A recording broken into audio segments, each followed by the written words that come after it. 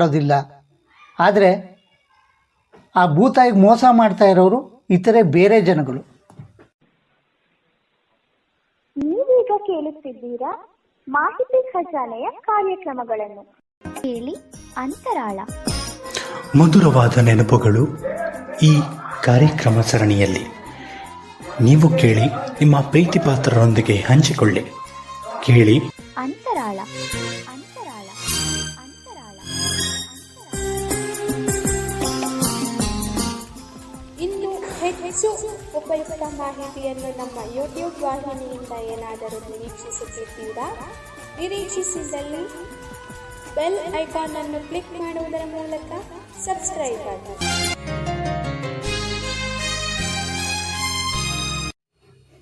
ನಮಸ್ತೆ, ಮಾಹಿತಿ ಖಜಾನೆ ಯೂಟ್ಯೂಬ್ ಚಾನಲ್. ನಾನು ನಿಮ್ಮ ಗೆಳೆಯ ಗುರುಸ್ವಾಮಿ. ಸ್ನೇಹಿತರೆ, ಪ್ರತಿ ವಾರದಂತೆ ಅಂತರಾಳ ಕಾರ್ಯಕ್ರಮದ ಇಂದಿನ ಈ ಎಪಿಸೋಡ್ಗೆ ನಾನು ತಮ್ಮೆಲ್ಲರನ್ನು ಕೂಡ ಸ್ವಾಗತಿಸ್ತಾ ಇದ್ದೇನೆ.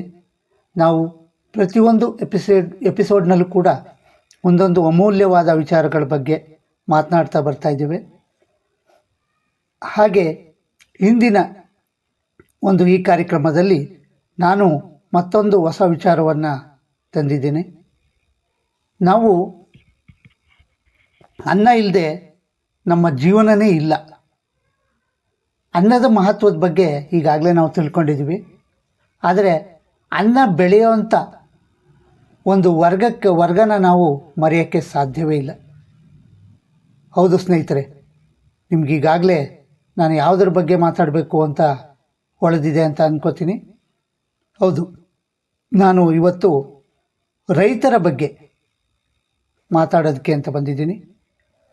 ಸ್ನೇಹಿತರೆ, ನಾವು ಎಲ್ಲ ಕೇಳಿದ್ದೀವಿ ಒಂದು ಘೋಷವಾಕ್ಯವನ್ನು, ಕೋಟಿ ವಿದ್ಯೆಗಿಂತ ಮೇಟಿ ವಿದ್ಯೆ ಮೇಲು ಅಂತ. ಯಾಕೆ ಅದನ್ನು ಅಷ್ಟು ಮೇಲೆ ಅಂತ ನಾವು ತಿಳ್ಕೊಬೇಕು ಅಂತಂದರೆ, ನೀವೆಷ್ಟೇ ವಿದ್ಯೆ ಕಲಿಬೋದು, ಎಷ್ಟೇ ಪಂಡಿತರಾಗ್ಬೋದು, ಯಾವ ರೀತಿ ವಿಜ್ಞಾನಿ ಆಗ್ಬೋದು, ಇಂಜಿನಿಯರ್ ಆಗ್ಬೋದು, ಡಾಕ್ಟ್ರ್ ಆಗ್ಬೋದು, ಏನೇ ಆಗ್ಬೋದು. ಆದರೆ ಎಲ್ಲಕ್ಕಿಂತ ಮೇಲು ಮೇಟಿ ವಿದ್ಯೆ ಅಂದರೆ ಕೃಷಿ ಅನ್ನೋದು ಮೇಲು ಅಂತ ಯಾಕಂತಾರೆ ಅಂತಂದರೆ, ನಮಗೆ ಈ ಎಲ್ಲ ಕಲಿಕೆಗೂ ಕೂಡ ಮೂಲಾಧಾರ ಅನ್ನ. ನಾವು ತುತ್ತಿನ ಚೀಲ ತುಂಬಿಸ್ಕೋಬೇಕು ಅಂತಂದರೆ ರೈತ ಬೆಳೆಯುವಂಥ ಧಾನ್ಯ ಬೇಕೇ ಹೊರತು RBIನಲ್ಲಿ ಪ್ರಿಂಟ್ ಆಗೋ ದುಡ್ಡಲ್ಲ.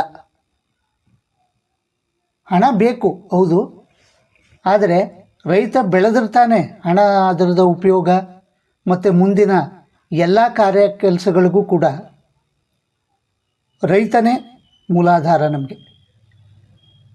ಹಾಗಾಗಿ ರೈತ ವರ್ಗಕ್ಕೆ ನಾವು ಸೈನಿಕರಿಗೆ ಎಷ್ಟು ಮಾನ್ಯತೆ ಕೊಡ್ತೀವೋ ಅಷ್ಟೇ ಮಾನ್ಯತೆನ ಒಬ್ಬ ರೈತನಿಗೂ ಕೂಡ ಕೊಡಬೇಕಾಗುತ್ತೆ. ಯಾಕೆ ಅಂತಂದರೆ, ರೈತನ ಜೀವನ ನಾವು ಅಂದ್ಕೊಂಡಷ್ಟು ಸುಲಭ ಇಲ್ಲ.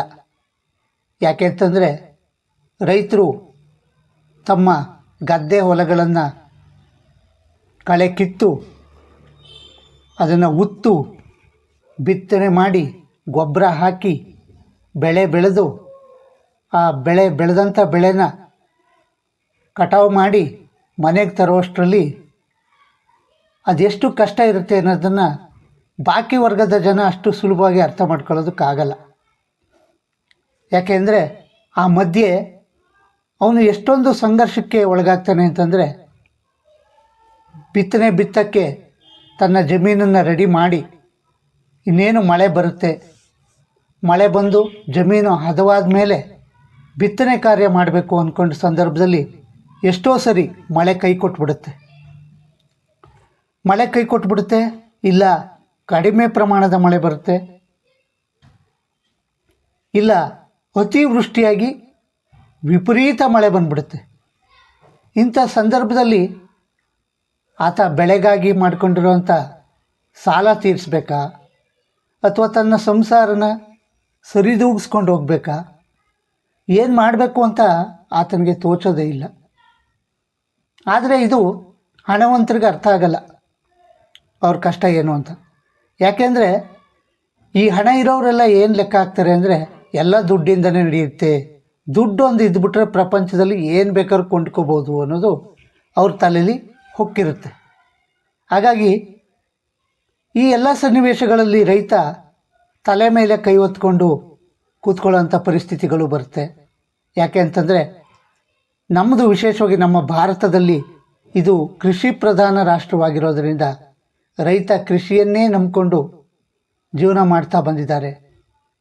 ಎಷ್ಟೋ ರೈತರು ಬೆಳೆ ನಷ್ಟ ಆದರೂ ಅದನ್ನೆಲ್ಲ ಸಹಿಸ್ಕೊಂಡು ಮುಂದೆ ಆದರೂ ಒಳ್ಳೆಯದಾಗ್ಬೋದು ಅನ್ನೋ ಒಂದು ನಿರೀಕ್ಷೆ ಇಟ್ಕೊಂಡೇ ಜೀವನ ಮಾಡ್ತಾ ಇರ್ತಾರೆ. ಕೆಲವು ಸರಿ ಏನಾಗುತ್ತೆ, ಆಘಾತಕಾರಿ ಬೆಳವಣಿಗೆಗಳು ಸಂಭವಿಸ್ಬಿಡ್ತವೆ.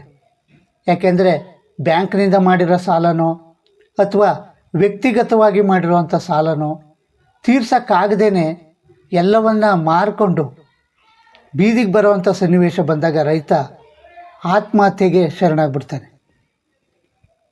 ಯಾಕೆ ಅಂತಂದರೆ ತನ್ನಿಂದ ಇನ್ನೇನು ಸಾಧ್ಯ ಆಗ್ತಾ ಇಲ್ವಲ್ಲ, ತನ್ನಿಂದ ಬೇರೆಯವ್ರಿಗೆ ನೋವೇ ಜಾಸ್ತಿ ಇದೆಯಲ್ಲ, ನಮ್ಮ ಕುಟುಂಬನ ನಾನು ಕಾಪಾಡೋಕ್ಕಾಗ್ತಾ ಇಲ್ವಲ್ಲ ಅನ್ನೋ ಒಂದು ಹತಾಶ ಮನೋಭಾವನೆಯಿಂದ ರೈತ ಈ ಒಂದು ಕೆಲಸ ಮಾಡಿಬಿಡ್ತಾನೆ.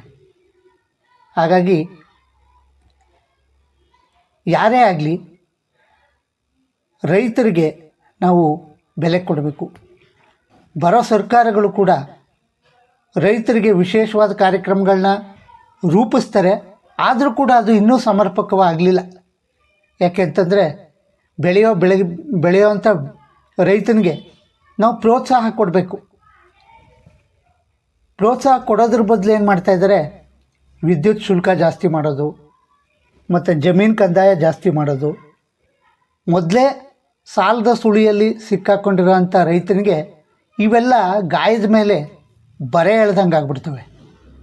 ಹಾಗಾಗಿ ಆತನ ಸೂಕ್ಷ್ಮ ಮನಸ್ಥಿತಿಯನ್ನು ಬರುವಂಥ ಆಡಳಿತ ಮಾಡುವಂಥ ಯಾವುದೇ ಸರ್ಕಾರಗಳು ಕೂಡ ಅರ್ಥ ಮಾಡ್ಕೋಬೇಕು.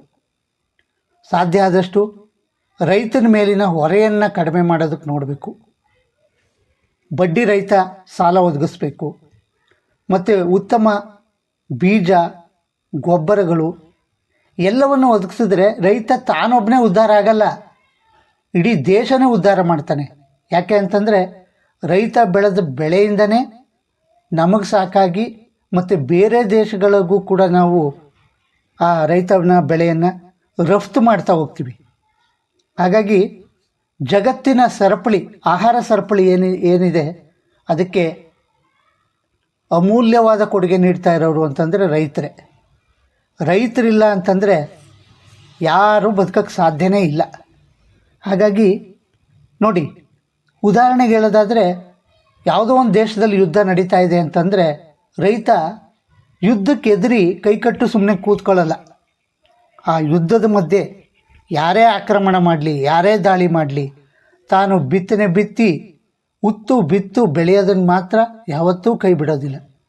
ಹಾಗಾಗಿ ಭೂಮಿ ತಾಯಿನ ನಂಬಿಕೊಂಡು ಬದುಕಿರೋ ಅಂಥ ರೈತರಿಗೆ ಆ ಭೂತಾಯಿ ಯಾವಾಗಲೂ ಮೋಸ ಮಾಡೋದಿಲ್ಲ. ಆದರೆ ಆ ಭೂತಾಯಿಗೆ ಮೋಸ ಮಾಡ್ತಾ ಇರೋರು ಇತರೆ ಬೇರೆ ಜನಗಳು. ವಾಯು ಮಾಲಿನ್ಯ ಮಾಡ್ತಾಯಿದ್ದೀವಿ, ಅಂತರ್ಜಲನೆಲ್ಲ ಹಾಳು ಮಾಡ್ತಾಯಿದ್ದೀವಿ. ಹೀಗಾಗಿ ಅಂತರ್ಜಲ ಹಾಳಾದಾಗ ಭೂಮಿಲಿ ನೀರೇ ಇಲ್ಲದೆ ರೈತ ಬೆಳೆಯೋಕ್ಕೆ ಹೇಗೆ ಸಾಧ್ಯ? ಇನ್ನು ಅರಣ್ಯಗಳನ್ನ ಕಡಿದು ನಾಶ ಮಾಡ್ತಾಯಿದ್ದೀವಿ. ಅರಣ್ಯಗಳ ನಾಶದಿಂದ ಮಳೆ ಪ್ರಮಾಣ ಕಡಿಮೆ ಆಗುತ್ತೆ. ಮಳೆ ಪ್ರಮಾಣ ಕಡಿಮೆ ಆದರೆ ಕೃಷಿ ಮೇಲೆ ನೇರವಾದಂಥ ಪ್ರಭಾವ ಬೀರುತ್ತೆ. ಕೃಷಿ ಮೇಲೆ ಪ್ರಭಾವ ಬಿದ್ದರೆ ರೈತನಿಗೆ ಪೆಟ್ಟು ಬೀಳುತ್ತೆ. ಪೆಟ್ಟು ಬಿದ್ದಂಥ ರೈತ ಒಂದಿನ ಈ ರೀತಿ ಕೆಟ್ಟ ಆಲೋಚನೆ ಬಂದು ಆತ್ಮಹತ್ಯೆಗೆ ಶರಣಾಗೋದಿದೆ.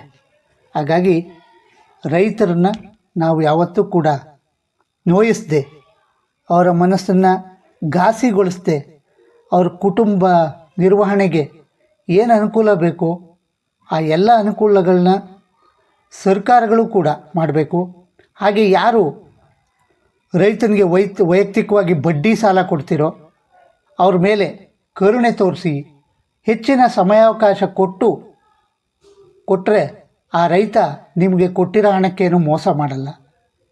ಅವನು ಯಾವತ್ತೂ ಕೂಡ ಮೋಸದಿಂದ ಬದುಕಬೇಕು ಅಂತ ಆಲೋಚನೆ ಮಾಡಲ್ಲ. ಹಾಗಾಗಿ ನಿಮ್ಮ ಹಣ ನಿಮಗೆ ವಾಪಸ್ ಸಿಗೋವರೆಗೂ ಸ್ವಲ್ಪ ತಾಳ್ಮೆಯಿಂದ ಇದ್ದರೆ ರೈತ ನೆಮ್ಮದಿಯಾಗಿ ಉಸಿರಾಡಿಕೊಂಡು ತಾನು ಉದ್ಧಾರ ಆಗಿ, ಇಡೀ ಹಳ್ಳಿನೇ ಉದ್ಧಾರ ಆಗಿ, ಇಡೀ ದೇಶಕ್ಕೆ ಒಳ್ಳೇದು ಮಾಡ್ತಕ್ಕಂಥ ಸಾಮರ್ಥ್ಯ ಅವನಲ್ಲಿ ಸದಾ ಇರುತ್ತೆ. ಅದೆಲ್ಲವನ್ನು ಕೂಡ ನಾವೆಲ್ಲರೂ ಸಾಮಾನ್ಯ ಜನರು ರೈತನಿಗೆ ಹೆಚ್ಚಿನ ಧೈರ್ಯವನ್ನು ತುಂಬಿ, ಈ ಕೆಲವು ಬ್ಯಾಂಕ್ಗಳಿರ್ತವೆ, ಅವರು ಪದೇ ಪದೇ ಬಂದು ನೋಟಿಸ್ ಅಂಟಿಸಿ ಹೋಗೋದು, ಇವೆಲ್ಲ ರೈತನಿಗೆ ಏನಾಗುತ್ತೆ ಅಂತಂದರೆ ತಾನು ಮೊದಲೇ ನೊಂದು ಬೆಂದಿರ್ತಾನೆ, ಆ ಮಧ್ಯೆ ಬಿಸಿ ತುಪ್ಪು ಆಗಿಬಿಡ್ತಾರೆ ಈ ಬ್ಯಾಂಕ್ನವರು. ಯಾಕೆಂದರೆ ಅವ್ರು ಹಣ ಕೊಡಲಿಲ್ಲ ಅಂತಂದರೆ ಮೇಲಿಂದ ಮೇಲೆ ನೋಟಿಸ್ ಕೊಡೋದ್ರಿಂದ ಏನಾಗುತ್ತೆ, ಅವನಿಗೆ ಅವಮಾನ ಆಯಿತು ಅಂತ ಭಾವಿಸಿ ಅವನು ತನ್ನ ಜೀವನದಲ್ಲಿ ಕೆಟ್ಟ ನಿರ್ಧಾರಗಳನ್ನ ತಗೊಳ್ಳೋವಂಥ ಸಾಧ್ಯತೆಗಳಿರುತ್ತೆ. ಹಾಗಾಗಿ ಬ್ಯಾಂಕ್ನವರು ಕೂಡ ಉತ್ತಮ ರೀತಿ ವರ್ತಿಸಬೇಕು. ಆತನಿಗೆ ಘಾಸಿಯಾಗುವಂಥ ವಿಚಾರವನ್ನು ಕೈಗೊಳ್ದೇನೆ, ಆತನ ಬೆಳೆ ಏನಾದರೂ ನಷ್ಟ ಆಗಿದ್ದರೆ ಅದರ ಒಂದು ನಷ್ಟವನ್ನು ಭರಿಸ್ಕೊಂಡು ಮುಂದಿನ ಅವಧಿನಲ್ಲಿ ಹಣ ಕಟ್ಟೋದಕ್ಕೆ ಅವಕಾಶ ಕೊಟ್ಟರೆ ರೈತ ನಿಟ್ಟುಸಿರಿನಿಂದ ತಾನು ಬದುಕೋಕ್ಕೆ ಸಾಧ್ಯ. ಹಾಗಾಗಿ ರೈತರು ಬದುಕೇ ಸಾಮಾನ್ಯ ಜನರ ಬದುಕು, ಅವರಿದ್ರೇ ನಾವು ಅಂತಕ್ಕಂಥ ಮನೋಭಾವನೆ ಎಲ್ಲರಲ್ಲಿ ಬರಲಿ ಅಂತ ಆಶಿಸ್ತಾ ಇಂದಿನ ಈ ಕಾರ್ಯಕ್ರಮವನ್ನು ನಾನು ಮುಗಿಸ್ತಾ ಇದ್ದೇನೆ. ಎಲ್ಲರಿಗೂ ಮತ್ತೊಮ್ಮೆ ಧನ್ಯವಾದಗಳು.